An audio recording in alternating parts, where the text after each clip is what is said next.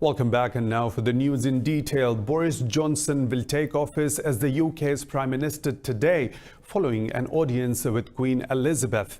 Over 92,000 party members chose Johnson as the Tory leader on Tuesday. Theresa May will formally submit her resignation as Prime Minister at Buckingham Palace.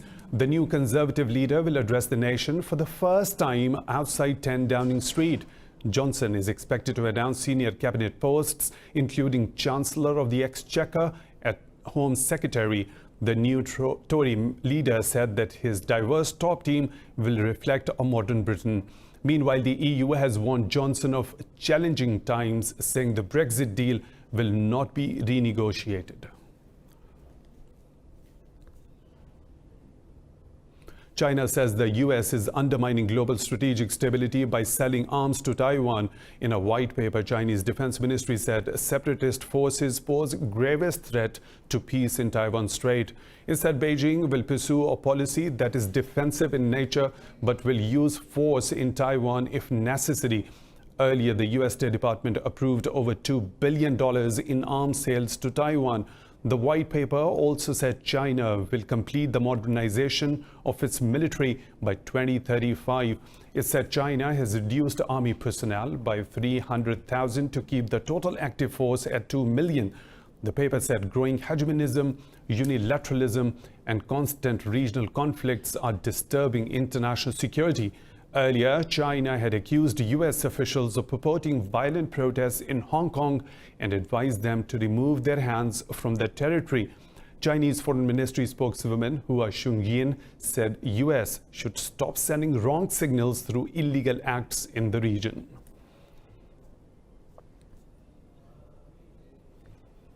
Prime Minister Imran Khan has said Pakistan wants its relationship with the US to be based on truth, trust and mutual respect.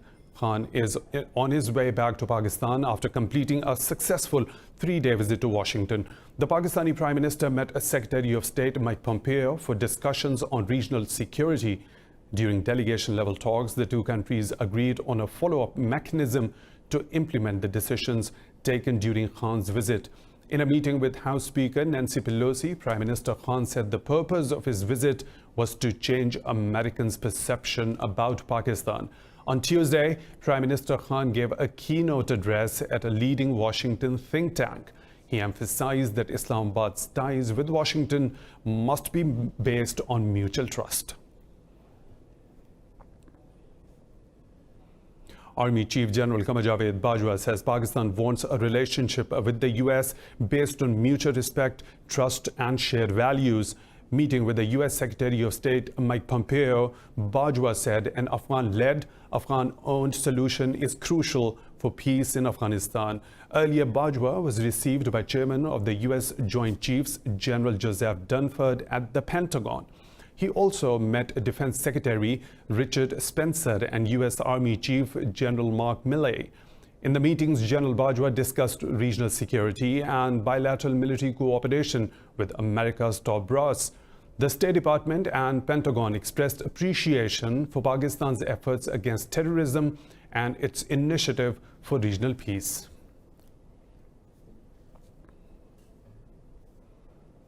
Russia has proposed a Gulf Security Organization to consolidate political and diplomatic efforts. The Foreign Ministry said the group would hold an international conference on security and cooperation in the Gulf. Moscow said the organization will be tasked with the implementation of a plan of action to normalize the security situation. The plan will also seek to settle conflicts and outline parameters of a future post-crisis system for the region.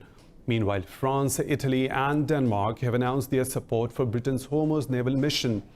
Britain initiated the plan after its Stena Imperial oil tanker was captured by Iranian commandos near the Strait of Hormuz. Iran's Deputy Foreign Minister Sayed Abbas Araghchi is in Paris to discuss ways of saving the 2015 nuclear deal. This comes ahead of a planned meeting of the Accord's signatories in Vienna on Sunday. Tehran said Araghchi delivered a message from President Hassan Rouhani to French President Emmanuel Macron. He also met French Foreign Minister Jean-Yves Le Drian. In a statement, the French Foreign Ministry asked Iran to take steps to reduce tensions in the Gulf. Paris has been trying to broker de-escalation talks between Tehran and Washington for more than a month.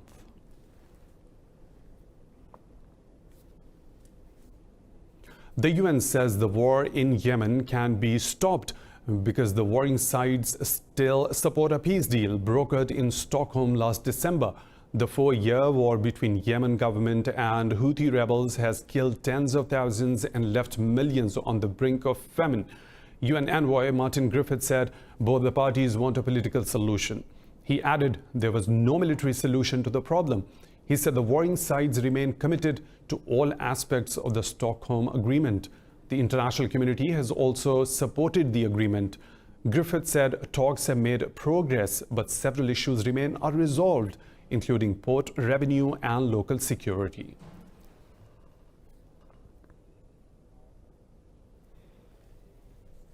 France's lower house of the parliament has approved a huge trade deal between the European Union and Canada with a small majority. 266 votes were cast in favor and 213 against the agreement. The EU-Canada trade deal was ratified after a heated debate on its environmental impact and opposition by some ruling party members. The Comprehensive Economic and Trade Agreement took preliminary effect in September 2017. But it must also be approved by all 28 EU member states to become permanent. The legislation in France will now head to the Senate before being signed into law by President Emmanuel Macron. The trade deal removes tariffs on nearly all goods and services between Canada and Europe. It will lead to a 15% increase in EU exports to Canada.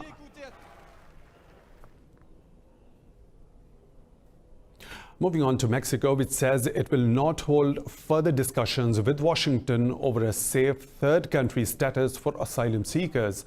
An agreement on the proposal would push asylum seekers apprehended at the U.S. border to seek refuge in Mexico. Foreign Minister Marcelo Ebrard said U.S. Secretary of State Mike Pompeo in recent talks did not address a deal on asylum seekers. The June 7th deal was reached to avert President Donald Trump's threat of increasing U.S. tariffs on all Mexican products. The foreign minister said he told Pompeo the proposal is unnecessary after Mexico helped reduce border detentions. Mexico has long resisted a U.S. pressure to formally accept the safe third country status. It agreed to begin talks on the move if by July 22nd, the U.S. considered it had not done enough to check the flow of the migrants. The EU climate watchdog issued a warning ahead of another spell of extremely hot weather. The UN also cautioned that the new heat wave would aggravate droughts in France and the risk of fires in Spain. This report has the details. The warning comes as Western Europe prepares to face another scorching heat wave this week. Heat waves do bear the hallmark of climate change. And they are, as we saw in June, they're becoming more frequent, they're starting earlier, and they're becoming more intense. So it is, it's not a problem that's going to go away. In Paris, tourists took to fountains in front of the Eiffel Tower to cool off. Weather authority Meteor France forecast highs of over 40 degrees Celsius for Thursday. The French government also put restrictions on water use in 73 regions due to an ongoing drought. Oh, frankly, we're suffering. We were forecast exceptional temperatures this week, so we have to try to carry on despite it. High or very high threat levels have been issued for much of Portugal, Italy, Belgium and Germany. Spain, the UK and Netherlands are also bracing for record temperatures this week. It's time for a short break, but coming up after the break in the bulletin is...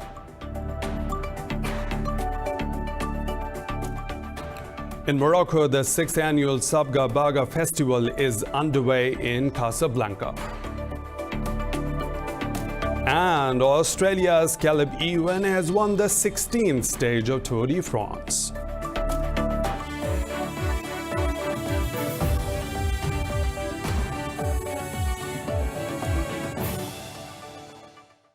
Welcome back. In South Korea, U.S. National Security Advisor John Bolton has arrived in Seoul to discuss a number of pressing regional and global issues.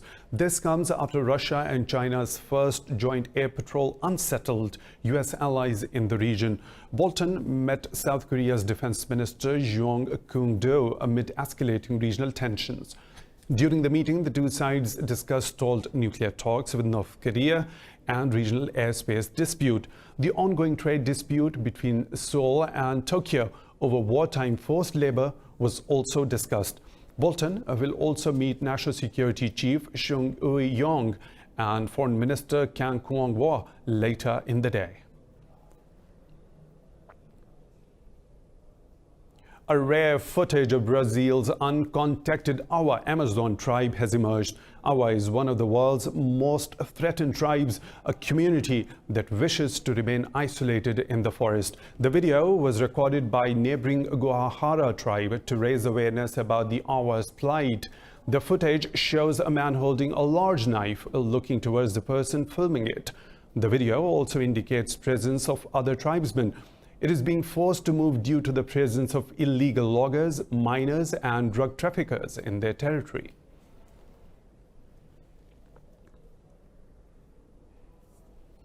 In Morocco, the 6th annual Sabga Baga festival is underway in Casablanca. Artists are using the city's large buildings as their canvases, bringing color to the grey urban landscape. More in this report.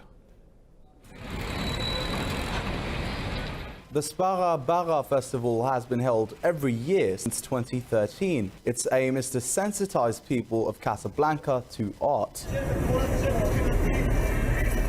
I found that there's so many talented people that we didn't know about before.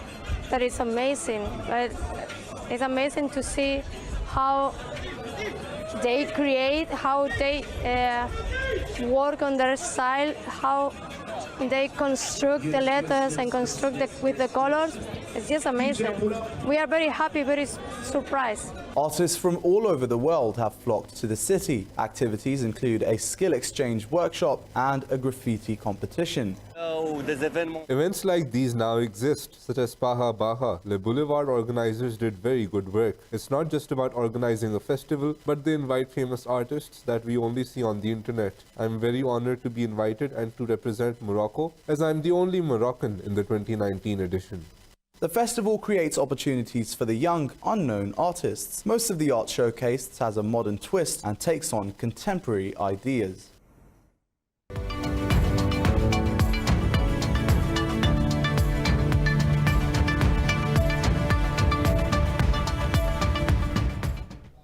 Lows on the highs of the business world now. South Korea has asked Japan to abandon its plan of imposing trade restrictions. Last week, Japan threatened to drop South Korea from a list of countries facing minimum curbs under its trade control law.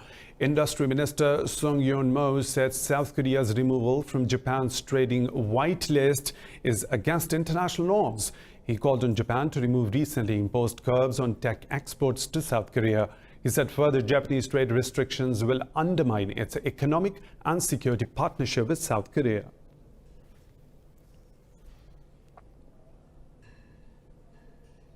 Asian stock markets have nudged higher amid optimism over next week's trade talks between China and the US. Mainland Chinese shares and Japan's Nikkei have edged up. Hong Kong's Hang Seng and Australia's ASX 200 are trading fractionally higher.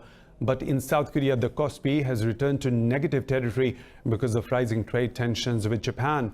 The dollar hit 2-month highs against the euro as investors await tomorrow's European Central Bank meeting on interest rates. Oil prices have risen in Asian trading.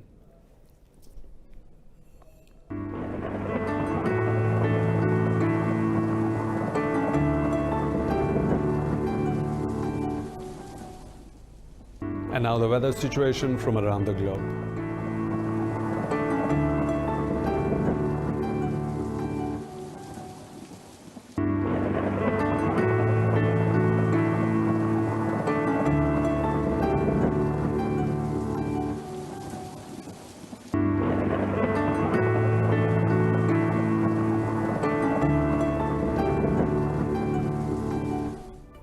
And that's all for now. For further updates, stay tuned to Indus News.